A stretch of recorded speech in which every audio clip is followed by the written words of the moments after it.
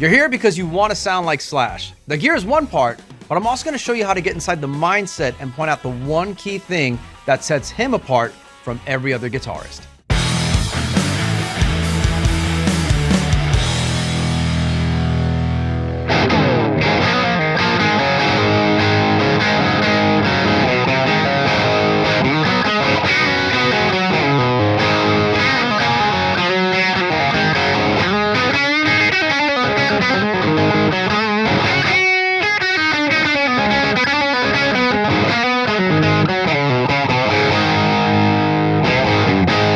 Entering the LA rock scene in the mid-80s with Guns N' Roses, basically creating a genre of rock at that time, transferring his signature sound to bands like Velvet Revolver, Miles Kennedy and the Conspirators, and to even his most current works for this year, his new blues album, Orgy of the Damned. Now, Slash is one of those leaders when it comes to keeping rock on the map as of today, known for his strong lead melody lines, catchy riffs, and plenty of attitude in his solos.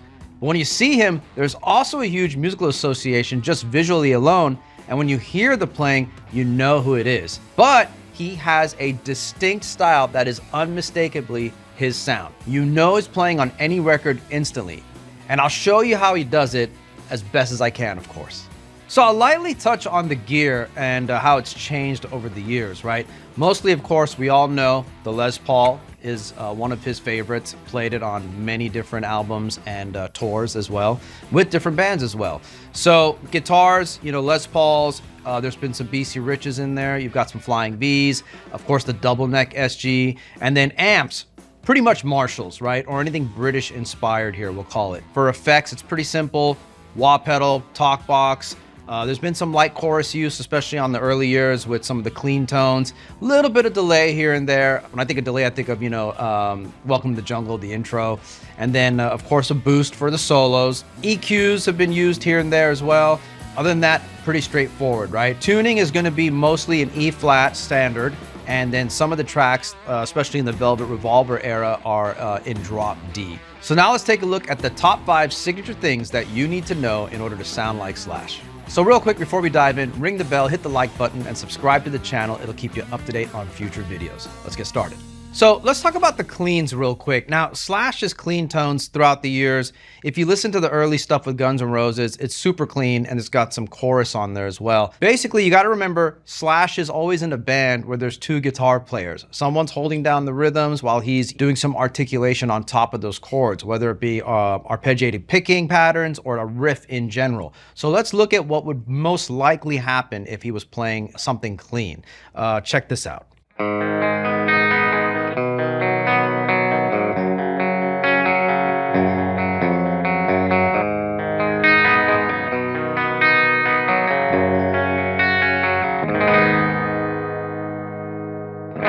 So pretty basic, again, just kind of picking a pattern there and sticking with it through those chord changes. I'm playing through a Mesa Boogie Badlander 100 head behind me and a 412 rectifier cab. So it's an EL34 powered amplifier, right? So the tubes are going to be in that British inspired realm. And then the other way you could approach the clean is, you know, if you are using like a Marshall or a single channel type of British amp, you can just have it on your drive channel and then just roll the volume back to clean up.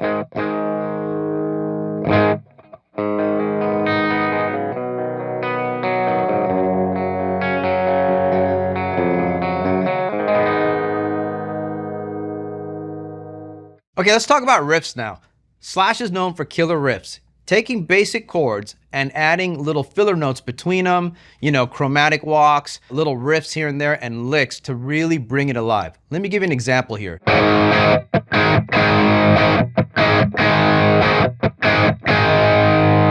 Now let's think about it through the eyes of Slash.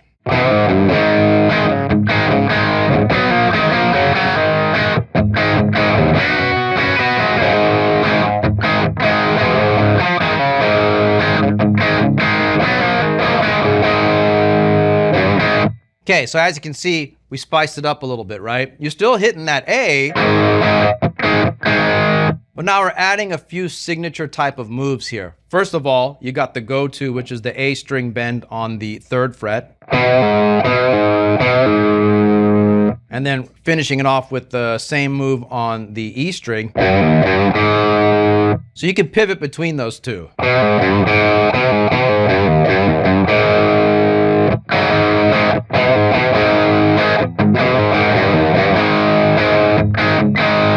of like that Night Train, you know, You Could Be Mine kind of feel, right? And then you have this move. It's kind of a little Zeppelin-y there, but what you're doing is, it's pretty simple. It's just taking the D and the G and kind of sliding down from 5, 4 to 2. And then just hammering back to 2 and 4. So when you add just those two parts,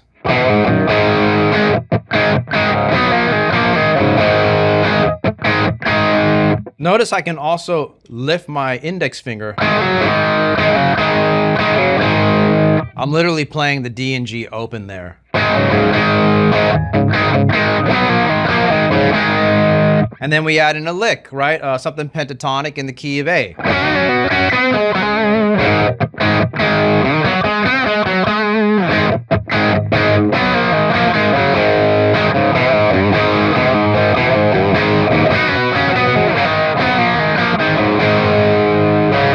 So the next thing that Slash is really known for is lead melody lines or themes that happen over these chord changes. Think about the intro to Sweet Child of Mine. Think about Velvet Revolver's Fall to Pieces.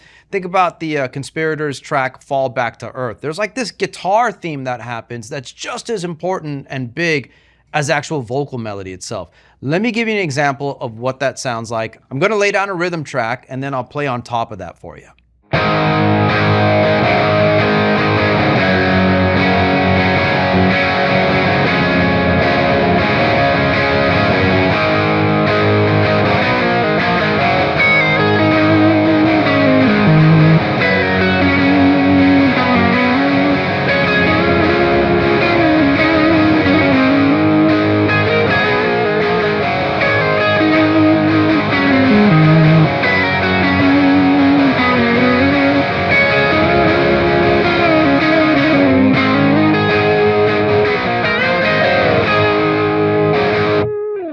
So let me give you an example of what's happening there, right? I'm basically just using higher inversions of those same chords on the neck and picking out my melodies out of those chords, right? So when I hit that A chord, I'm looking for the higher inversion of A, not this one. I'm looking for the one up here. It basically looks like a D chord on the 9th fret. And then the G, it's the same thing. I'm just moving it down to the 7th fret now. Now, when I hit the F sharp over the D chord here, I'm basically in that D scale here of major.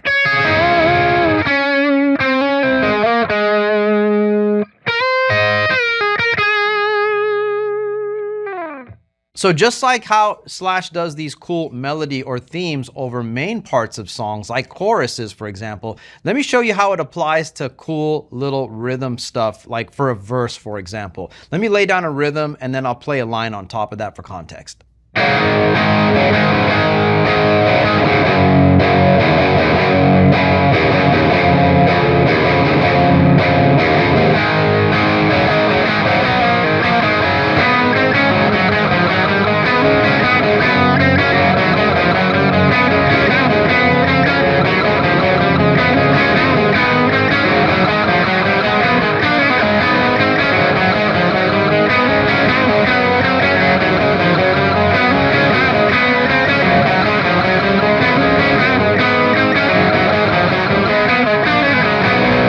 So real quick, I'll break down what happened right there. It's a little more simplified than the first example of where we did our lines according to the chord changes, right? All I was doing was playing this one riff or lick over and over again. That reoccurring theme just happened underneath the chord changes. So check it out. Here's A.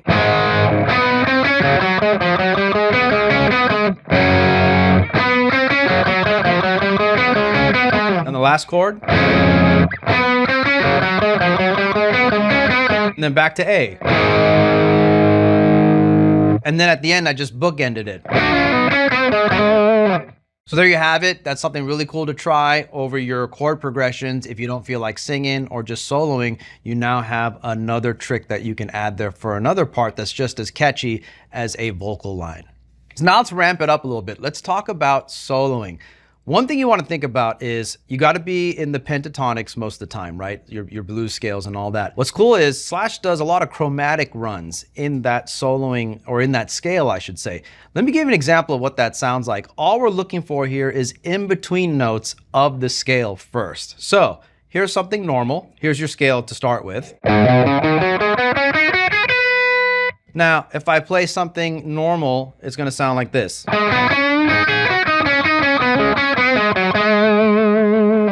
Now let's start adding some chromatic runs, or just some of those in-between notes that I was mentioning before, right?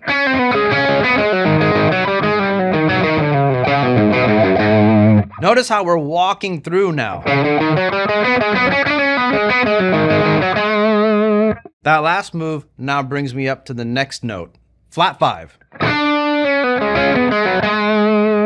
Applying this technique to other strings,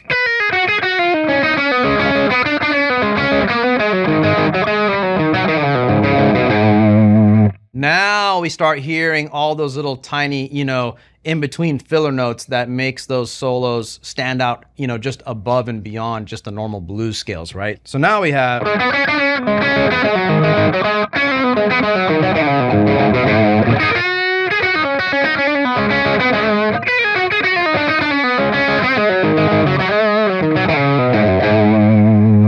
So now that you have that package to add into your soloing now for some variety, last thing I want to mention is the pick attack. Super huge. He's got a heavy pick and he digs in. Watch what happens when I play some of this stuff with a light hand.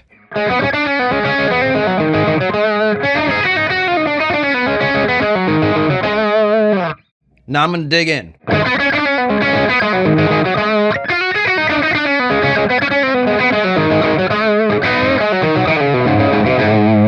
Really makes a difference and adds for that projection for your solos to cut through. Okay, here it is. The one thing that sets Slash apart from anyone else in the soloing realm at this time, pentatonic minor, and applying it to your solos. So I'll go ahead and play a little chord progression and then we'll kick it off.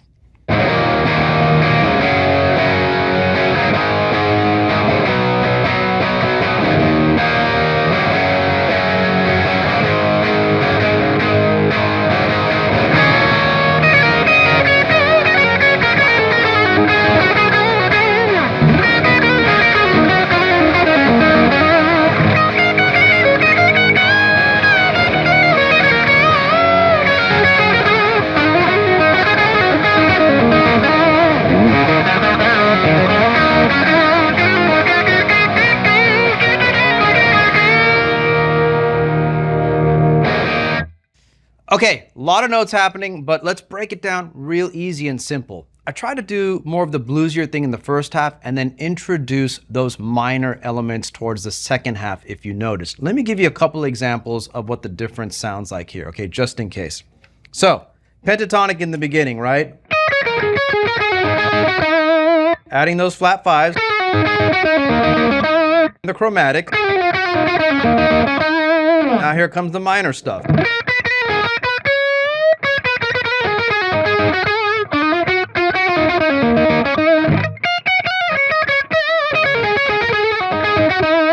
Put it all together.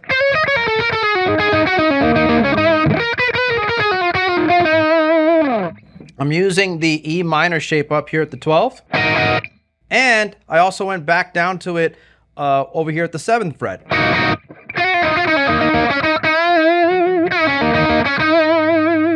Just using the pentatonic scale as my conduit to move back and forth between these different moods or vibes. Okay, so now that we've got the techniques out of the way, let's take a look at some gear. I'm going to show you two examples here, something in a smaller sense and then something in a bigger scale. Before we do that though, remember all the gear that we're using here can be found at our website. There's links in the description below. So let's start off with the smaller rig here. You might be in a situation where, you've got a small space, you can't crank it too loud, or you just play smaller stages in general, or you like the way a smaller amp breaks up faster, which is totally fine as well. I've got here the Epiphone / Les Paul. This one is in the awesome November burst, and it's got a pair of Epiphone Pro buckers, so the tone's gonna be there. So on the front, you've got the cool slash signature on the truss rod there, truss rod cover. And then on the back, you've got the emblem, of course, his little signature emblem on the back of the headstock. Really great guitar here for the money, especially if you're on a budget. Now, the amp is going to be the new Gibson Dual Falcon amp. Just like the Falcon 20, but think of it now as 2 channels running 6L6s, and you've got 2 10s now in that speaker section there. Really cool. I've set the first channel up for a little bit cleaner tone, second channel for a little bit of breakup, and you've got the foot switchable reverb and tremolo with that model. Let's give it a quick listen. Let's hear some clean tones.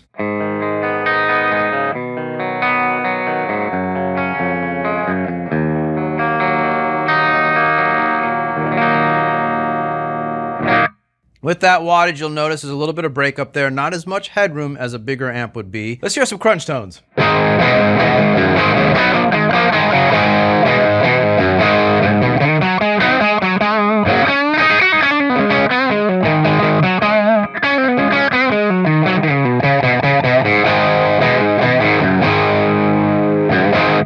Okay, so here's a quick listen to the big rig, right? I've got the 100-watt Mesa Badlander head behind me, EL34s for that British vibe, 412 rectifier cab, and I'm playing the new Gibson / Jessica Les Paul with the 3-piece maple top with the burst buckers, just like the old school model that Slash has had for years now, with that red back. Super cool. Let's check it out. Here's my clean tone.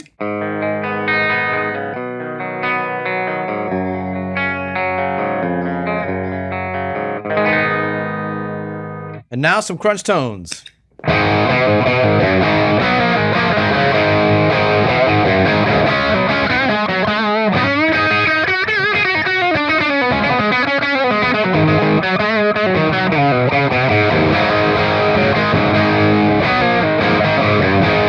So now let's put all this together.